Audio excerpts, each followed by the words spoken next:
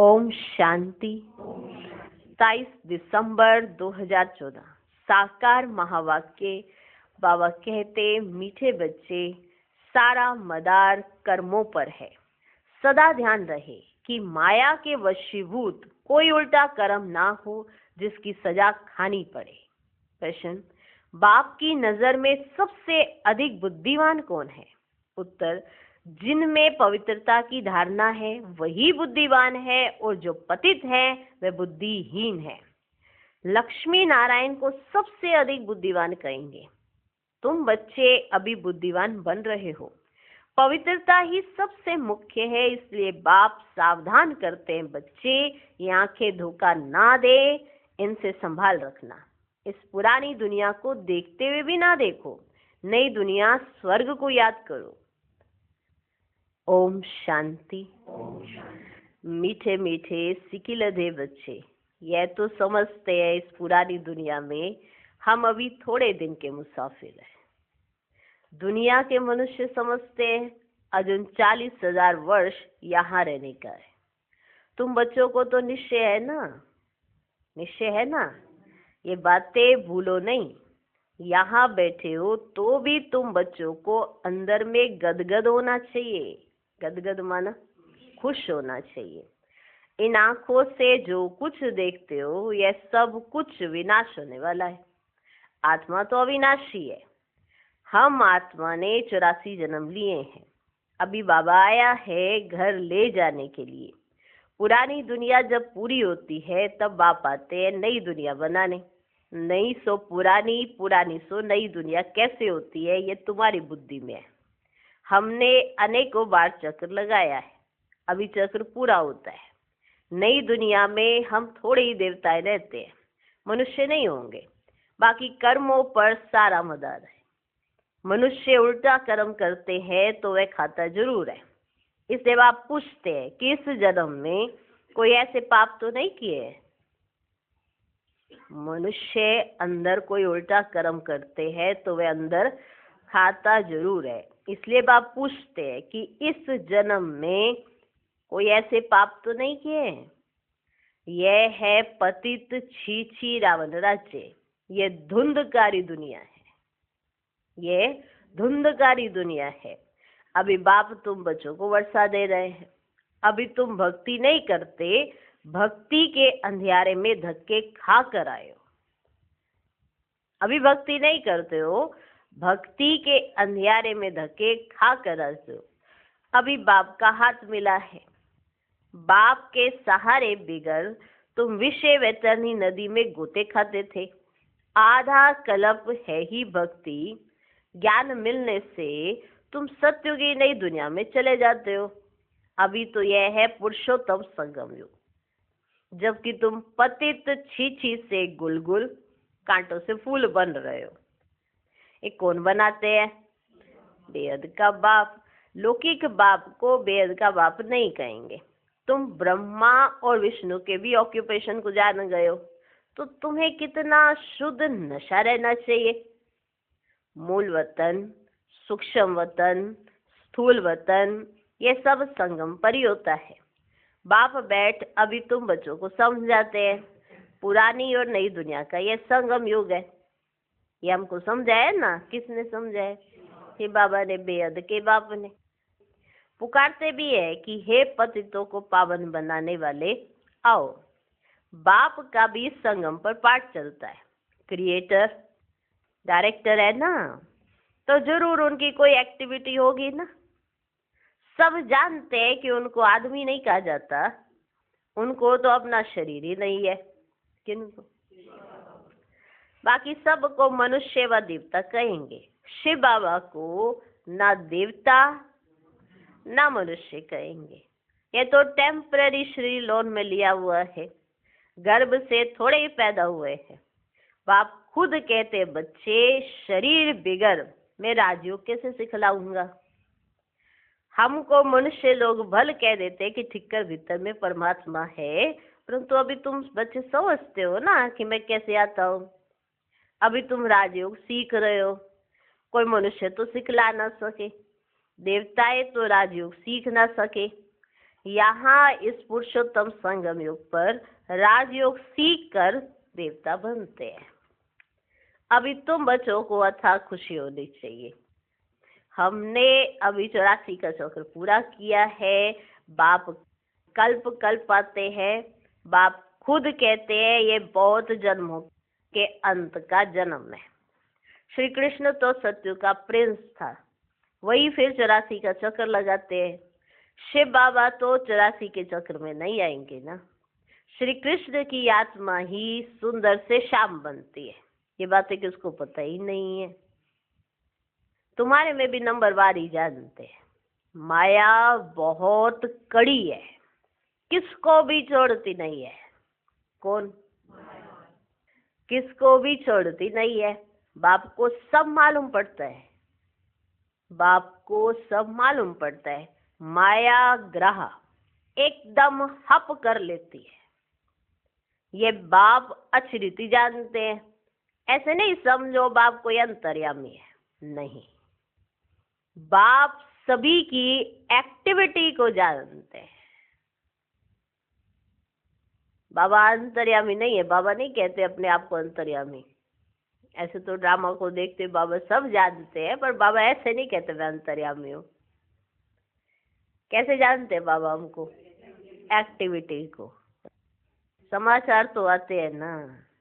माया एकदम कच्चा ही पेट में डाल देती है, कच्चा ही। ऐसी बहुत बातें तुम बच्चों को मालूम नहीं पड़ती है जो बाप को पता पड़ती है। ऐसी बहुत बातें ना, ऐसी बातें कि जो बस सोचो ही मत। ऐसी बातें जो तुम बच्चों को नहीं पता पड़ती, लेकिन बाप को जब पता पड़ती है तो बाबा को कैसा लगता होगा। बाप को तो सब मालूम पड़ता है। मनुष्य फिर समझ लेते परमात्मा अंतर्यामी है। बाप कहते मैं अंतर्यामी नहीं हूँ। हर एक की चलन से मालूम तो पड़ता है ना। बहुत ही छीछी चलन चलते हैं, इसलिए बाप घड़ी घड़ी बच्चों को खबरदार करते हैं। माया से संभालना है। फिर भल बाप समझाते हैं तो भी बुद्धि में नहीं बैठता। का महाशत्रु है, मालूम भी ना पड़े कि हम विकार में गए, ऐसे भी होता है। इसलिए बाप कहते हैं कुछ भी भूल होती है ना, कुछ भी भूल आदि होती है तो साफ बता दो, छिपाओ नहीं। कुछ भी भूल आदि होती है तो साफ बता दो, छिपाओ मत, नहीं तो 100 गुना पाप हो जाएगा। वे अंदर खाता रहेगा, वृद्धि होती रहेगी, एकदम गिर पड़ेंगे। बच्चों को बाप के साथ बिल्कुल ही सच्चा रहना है, नहीं तो बहुत बहुत घाटा पड़ जाएगा। ये तो रावण की दुनिया है। रावण की दुनिया को हम याद क्यों करें? हमें तो नई दुनिया में जाना है। बाप नया मकान आदि बनाते हैं तो बच्चे समझते हैं हमारे लिए नया मकान बन रहा है, खुशी रहती है। ये तो फिर बेहद की बात है। लौकिक में भी माँ बाप अगर घर बनाते तो बच्चे कितना खुश होते हैं, तो फिर ये तो बेहद की बात है। हमारे लिए नई दुनिया स्वर्ग बन रहा है। अभी हम नई दुनिया में जाने वाले हैं। फिर जितना बाप को याद करेंगे उतना गुलगुल बनेंगे। हम विकारों के वशों कांटे बन पड़े हैं। तुम बच्चे जानते हो जो नहीं आते हैं वे तो माया के वश हो गए। जो नहीं आते हैं वे तो माया के वश हो गए हैं। बाप के पास है ही नहीं, ट्रेटर बन गए, पुराने दुश्मन पास चले गए हैं। ऐसे ऐसे बहुतों को माया हप कर लेती है, कितने खत्म हो जाते हैं। बहुत अच्छे अच्छे हैं जो कह कर जाते हैं हम ऐसे करेंगे, हम ये करेंगे, हम ये करेंगे, हम तो यज्ञ के लिए प्राण भी देने के लिए तैयार है, ऐसे भी कहते हैं। आज वह है ही नहीं। तुम्हारी लड़ाई है ही बच्चे माया के साथ। दुनिया में ये कोई नहीं जानते कि माया से लड़ाई कैसे होती है। उनको माया की डेफिनेशन ही नहीं पता तो कैसे होती। वो सोचते हैं कि पैसों का ज्यादा ख्याल आ जाना या धन के प्रति ज्यादा ख्याल चल पड़ना वही होती है माया आ गई, माया आ गई। उनको तो ये भी नहीं पता माया होती क्या चीज है। शास्त्रों में फिर दिखाया देवताओं और असुरों में लड़ाई हुई, फिर कौरवों और पांडवों की लड़ाई हुई। कोई से पूछो ये दो बातें शास्त्रों में कैसी हैं? देवताएं तो अहिंसक होते हैं ना, वह होते ही है सतयुग में, वह फिर क्या कलयुग में लड़ने आएंगे? देवताएं सतयुग में होते हैं और असुर कलयुग में होते हैं, दोनों कहाँ लड़ रहे हैं? कहाँ लड़ने आएंगे? देवताएं असुरों के साथ और असुर देवताओं के साथ कहाँ लड़ेंगे? हाँ, सोचने वाली बात है ना।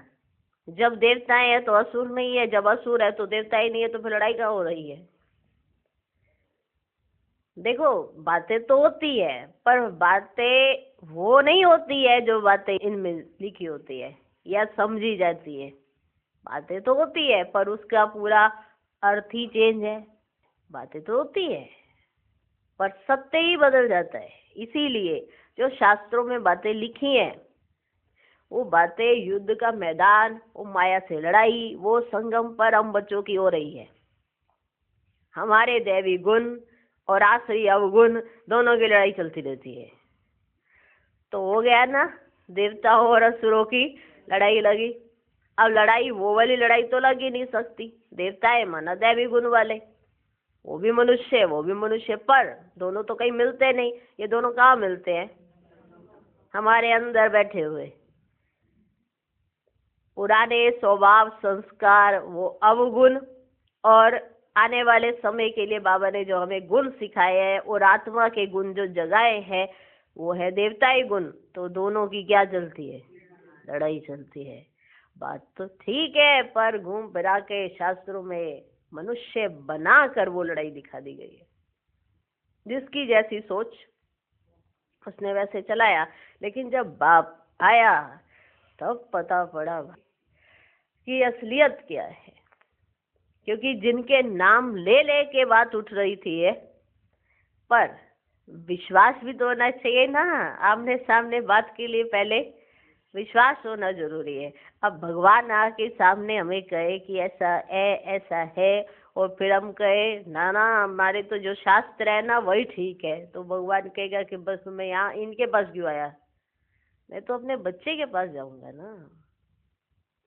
भगवान को भी विश्वास सिर्फ अपने बच्चों का चाहिए, दुनिया का नहीं। किसका विश्वास चाहिए? बच्चों का। कि बाप जो कह रहे हैं, जो कर रहे हैं वो सत्य है और वही सही है।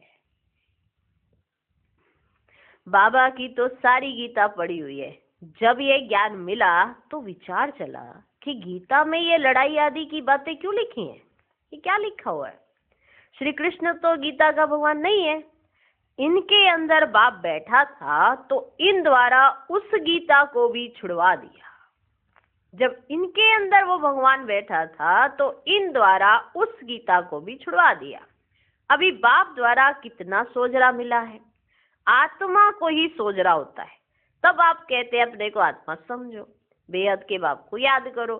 भक्ति में तुम याद करते थे, कहते थे आप आएंगे तो बलिहार जाएंगे, परंतु वे कैसे आएंगे, कैसे बलिहार जाएंगे ये थोड़ी समझते थे। अभी तुम बच्चे समझते हो, जैसे बाप है वैसे हम आत्मा भी है। बाप का है अलौकिक जन्म। तुम बच्चों को कैसे अच्छी रीति पढ़ाते हैं। तुम खुद कहते हो ये तो वही हमारा बाप है जो कल्प कल्प हमारा बाप बनते हैं। हम सभी बाबा बाबा कहते हैं, बाबा भी बच्चे बच्चे कहते हैं। वही टीचर रूप में राजयोग सिखलाते हैं, विश्व का तुमको मालिक बनाते हैं। तो ऐसे बाप का बनकर फिर उसी टीचर से शिक्षा भी लेनी चाहिए। सुन सुन कर गदगद होना चाहिए। अगर छी छी बने तो वह खुशी आएगी ही नहीं, बल्कि कितना माथा मारे। वह फिर हमारे जाति भाई नहीं। यहाँ मनुष्यों के कितने सरनेम होते हैं, वे सभी हैं हद की बातें। तुम्हारा सरनेम देखो कितना बड़ा है। बड़े थे बड़ा ग्रेट ग्रेट ग्रैंडफादर ब्रह्मा, उनको कोई जानते ही नहीं। शिव बाबा को तो सर्वव्यापी कह दिया है। ब्रह्मा का भी किसको पता ही नहीं है। चित्र भी है ब्रह्मा विष्णु शंकर, फिर ब्रह्मा को सूक्ष्म वतन में ले गए हैं, बायोग्राफी कुछ भी नहीं जानते। सूक्ष्म वतन में फिर ब्रह्मा कहाँ से आया, माँ कैसे अडॉप्ट करेंगे। बाप ने समझाया है ये हमारा रथ है, बहुत जन्मों के अंत में मैंने इसमें प्रवेश किया है। ये पुरुषोत्तम संगम युग गीता का एपिसोड है जिसमें पवित्रता मुख्य है। पति से पावन कैसे बनना है ये किसको भी पता ही नहीं है। साधु संत आदि कभी भी ऐसे नहीं कहेंगे कि देह सहित देह के सभी संबंधों को भूल एक मुझ बाप को याद करो, तो माया के पाप कर्म भस्म हो जाएंगे। वे तो बाप को ही नहीं जानते हैं ना। गीता में बाप ने कहा है इन साधुओं आदियों ने का भी मैं आकर उद्धार करता हूँ। बाप समझाते हैं शुरू से लेकर अब तक जो भी आत्माएं पाठ बजा रही है सभी का ये अंतिम जन्म है, इसका भी ये अंतिम जन्म है। यही फिर ब्रह्मा बना है। छोटेपन में गावड़े का छोरा था, 84 जन्म इसने पूरे किए, फर्स्ट से लास्ट तक। अभी तुम बच्चों की बुद्धि का ताला खुला हुआ है, अभी तुम बुद्धिवान बनते हो। आगे बुद्धिहीन थे। क्या थे? बुद्धिहीन। यह लक्ष्मी नारायण है बुद्धिवान, बुद्धिहीन पतित को कहा जाता है। मुख्य है पवित्रता। लिखते भी है माया ने हमें गिरा दिया, आंखें क्रिमिनल बन गई। बाप तो घड़ी घड़ी सावधान करते रहते हैं, बच्चे कभी माया से हार नहीं खाना। अभी घर जाना है ना, अपने को आत्मा समझ, बाप को याद करो। ये पुरानी दुनिया खत्म हुई की हुई, हम पावन बनते हैं तो वे पावन दुनिया भी तो चाहिए ना। तुम बच्चों को ही पति से पावन बनना है। बाप तो योग नहीं लगाएंगे, बाबा पति थोड़ी बनता है जो योग लगावे। हाँ, बाबा योग लगाएंगे क्या? बाबा पति थोड़ी बनता है जो योग लगावे। बाबा तो कहते हैं मैं तुम्हारी सेवा में उपस्थित होता हूँ। देखो कितना निरहंकारी है। हाँ? भगवान बाप हम बच्चों की सेवा में उपस्थित होते हैं। तुमने ही मांगनी की है कि आकर हम पतितों को पावन बनाओ, तुम्हारे ही कहने से मैं आया हूँ। हमने ही बाबा को बुलाया और बाबा चला आया। तुम्हें बहुत सहज रास्ता बताता हूँ, सिर्फ मन मना भव। भगवान वाच से ना, सिर्फ श्री कृष्ण का नाम देने से बाप को सब भूल गए। बाप है फर्स्ट, श्री कृष्ण है सेकंड। वह परम धाम का मालिक और वह है बैकुंठ का मालिक। सूक्ष्म वतन में तो कुछ होता ही नहीं है। सभी में नंबर 1 है श्री कृष्ण, जिसको सब प्यार करते हैं। बाकी तो सब पीछे पीछे आते हैं, स्वर्ग में तो सब जा भी ना सके। तो तुम मीठे मीठे बच्चों को हड्डी खुशी होनी चाहिए, माना जिगरी खुशी। जिगरी कौन मिला है तुमको? कौन सी खुशी होनी चाहिए? हड्डी खुशी। हड्डी खुशी कौन मिला है आपको? ये बात की तुम्हें हड्डी खुशी होनी चाहिए। हाँ? कई बच्चे बाबा के पास आते हैं जो कभी पवित्र नहीं रहते हैं। कई बच्चे बाबा के पास आते हैं जो कभी पवित्र नहीं रहते हैं। बाबा समझाते हैं विकार में जाते हो, फिर बाबा के पास क्यों आते हो? कहते क्या करूं, रह नहीं सकता हूँ, परंतु यहाँ आता हूँ शायद कभी तीर लग जाए। बाप बिगर हमारी सदगति कौन करेगा, इसलिए आकर बैठ जाता हूँ। माया कितनी प्रबल है। निश्चय भी होता है बाबा हमको पति से पावन गुलगुल बनाते हैं, परंतु क्या करें, फिर भी सच बोलने से कभी सुधर जाऊंगा। है ना, वो झूठ नहीं बोलते हैं, बाबा से सच्चे रहते हैं। तो बाबा को ऐसी आत्माओं पर भी तरस पड़ता है कि उनके अंदर एक विशेषता है सच्चाई की, और कई ऐसे आते हैं जो बताते ही नहीं है, तो उनको कितनी सजा खानी पड़ेगी। इसलिए बाबा कहते, परंतु क्या करें, फिर भी सच बोलने से कभी सुधर जाऊंगा, ऐसा सोचते हैं। हमको यह निश्चय कि आपसे ही हमें सुधरना है। वो सच बोलते हैं और जो सच बोलता है बाप के दिल पर चढ़ा रहता है। कम से कम सच तो बोलें। हमको ये निश्चय कि आपसे ही हमें सुधरना है। बाबा को ऐसे बच्चों पर तरस पड़ता है, फिर भी ऐसे होगा, नथिंग न्यू। बाबा तो रोज रोज श्रीमत देते हैं, कोई अमल में लाते भी हैं। इसमें बाबा क्या कर सकता है? बाबा कहे शायद इनका पार्टी ऐसा है, सब तो राजे रानियां नहीं बनते हैं। राजधानी स्थापन हो रही है, राजधानी में सब चाहिए, फिर भी बाबा कहते हैं बच्चे हिम्मत नहीं छोड़ो, आगे जा सकते हो। अगर हिम्मत रख कर आगे बढ़ो तो आगे जा सकते हो, बाबा का नाम बाला कर सकते हो, हिम्मत तो रखो। अच्छा, मीठे मीठे सिकिलदे बच्चों प्रति माता पिता बाप दादा का याद प्यार और गुड मॉर्निंग। रूहानी बाप की रूहानी बच्चों को नमस्ते। हम रूहानी बच्चों की भी रूहानी बाप को नमस्ते नमस्ते नमस्ते। Good morning good morning good morning. धारणा के लिए मुख्य सार। पहला पॉइंट, बाप के साथ सदा सच्चा रहना है। अभी कोई भी भूल हो जाए तो छिपाना नहीं है। आंखें कभी क्रिमिनल ना हो, इसकी संभाल करनी है।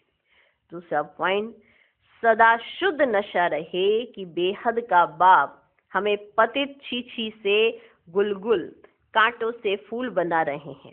अभी हमें बाप का हाथ मिला है जिसके सहारे हम विषय वैतरणी नदी पार हो जाएंगे। आज का वरदान, पवित्र प्यार की पालना द्वारा सर्व को स्नेह के सूत्र में बांधने वाले मास्टर स्नेह के सागर भव। जब स्नेह के सागर और स्नेह संपन्न नदियों का मेल होता है तो नदी भी बाप समान मास्टर स्नेह का सागर बन जाती है। इसलिए विश्व की आत्माएं स्नेह के अनुभव से स्वतः समीप आती है। पवित्र प्यार व ईश्वरीय परिवार की पालना, ये देखो कितनी वंडरफुल बात है। एक है पवित्र प्यार और ईश्वरीय परिवार की पालना, क्योंकि सभी परिवार के सदस्य एक दूसरे की पालना भी करते हैं। ज्ञान, योग, धारणा, सेवा, इन सब्जेक्ट में एक दूसरे का साथ। पवित्र प्यार व ईश्वरीय परिवार की पालना चुंबक के समान स्वतः ही हरेक को समीप ले आती है। ये ईश्वरीय स्नेह सबको सहयोगी बनाए आगे बढ़ने के सूत्र में बांध देता है। आज का स्लोगन, संकल्प, बोल, समय, गुण और शक्तियों के खजाने जमा करो तो इनका सहयोग मिलता रहेगा। ओम शांति।